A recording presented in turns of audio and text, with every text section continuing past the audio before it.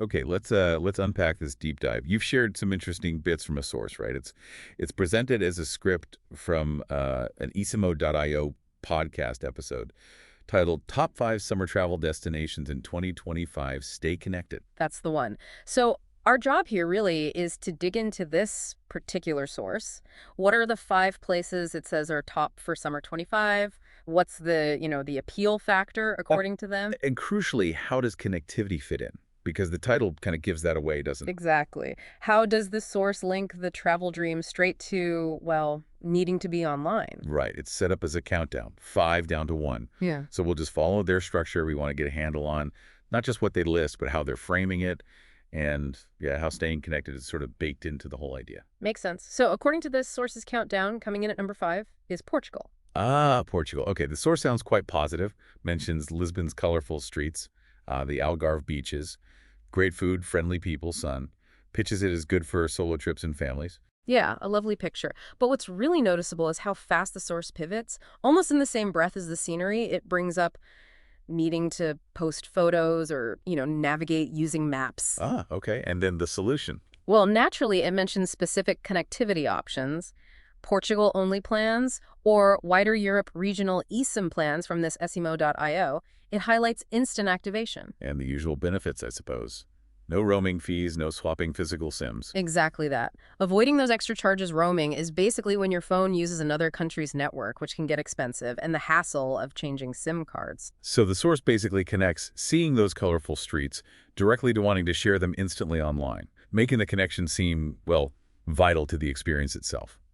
Okay, moving on then, their number 4 pick is Thailand. Thailand. Okay, quite different.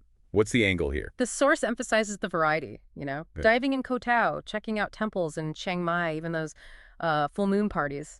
It uses words like affordable, exotic, unforgettable. That's appealing.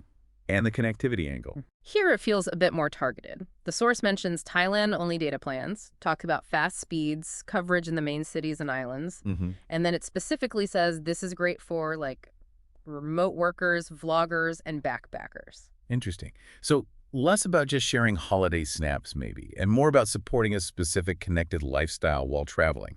Different from the Portugal pitch. Changes that way, yeah. Linking it directly to work or content creation needs. Okay. Holding the number 3 spot on this sources list is the United States. The U.S., yeah. Big country, lots of options. For sure. The source mentions things like hiking in Yosemite, Miami Beach vibes, that classic Route 66 road trip idea, frames it as just full of summer adventure potential. And for connectivity in the U.S., the source's focus seems very practical and cost-conscious. How so? It talks directly about skipping overpriced roaming fees, that's a direct quote, and pushes a U.S. eSIM plan for high-speed data right when you land. Right. Makes sense for international visitors.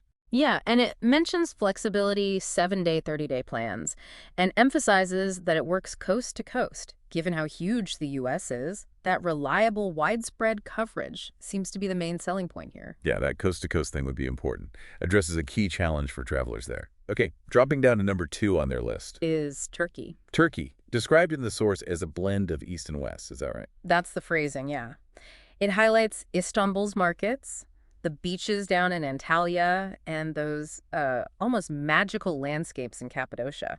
Summer is presented as the prime time for culture, food, hospitality. Sounds fantastic. And the connectivity message for Turkey. This one seems all about ease and speed. The source says you can download a Turkey eSIM before you even leave home. Oh, okay. So you're ready to go. Exactly. Activate it right on arrival. The takeaway line they use is no physical SIM, no wasted time, just instant internet. It's all about making it seamless. Instant internet. That theme of immediacy keeps coming up. Okay. Okay, that brings us to their number 1 pick. According to this source, the top summer travel spot for 2025 is Japan. Japan. Interesting choice. What makes Japan number 1 for them? The source talks about summer being full of experiences, fireworks festivals apparently, lush mountain hikes, and then, the contrast with the futuristic cities like Tokyo and Osaka. Right, and connectivity in Japan. What's the specific angle here? Because Japan's pretty advanced, isn't it?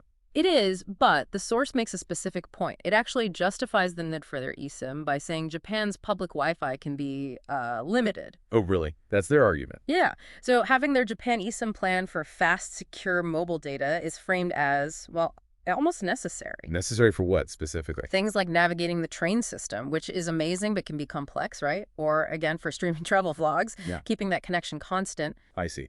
So in Japan, according to this source, connectivity is less a nice to have for sharing and maybe more of a practical tool needed to navigate or overcome a perceived limitation in local Wi-Fi. That seems to be the angle they're taking. Yeah. It's framed as more of a utility there. So across all five, you see slightly different reasons presented for why you'd need this connectivity sharing, lifestyle, cost, convenience, utility. But the underlying message is always, you need to be connected. Pretty much. And if we zoom out from the specific places, the source's final wrap-up message about connectivity is pretty consistent. What's the gist? The core idea pushed is that staying connected while traveling is now simple. That's the main takeaway. They emphasize no roaming fees again, no dealing with physical SIMs, just this instant activation. And they claim this works in over 150 countries. So positioning it as an easy, almost default part of planning any international trip these days. Exactly. Like booking your flight or hotel, getting your connectivity sorted is presented as just another simple step, a solved problem. Integrated into the whole modern travel experience, you might say. Yeah. Part of how you do travel now, according to this source, how you experience places, how you share them, how you navigate them. Okay, so let's tie this together. What have we learned from digging into this specific source about summer 2025 travel and connectivity? We've got 5 diverse destinations pitched, Portugal, Thailand, the US, Turkey, Japan. each with its own appeal highlighted. But for every single one, the source immediately pivots to suggesting an eSIM connectivity solution is, well, part of the deal. Right. It pairs that travel aspiration, seeing those places directly, with the means to stay online constantly while you're doing it. It positions being connected not just as useful, but almost integral to enjoying the trip itself. Which does lead to a final thought, doesn't it? Yeah. Based purely on how this source presents things, it consistently links these sometimes quite offline-sounding experiences, wandering old streets, hiking mountains, browsing markets with the need for instant, constant online connection. So what might this specific framing tell us?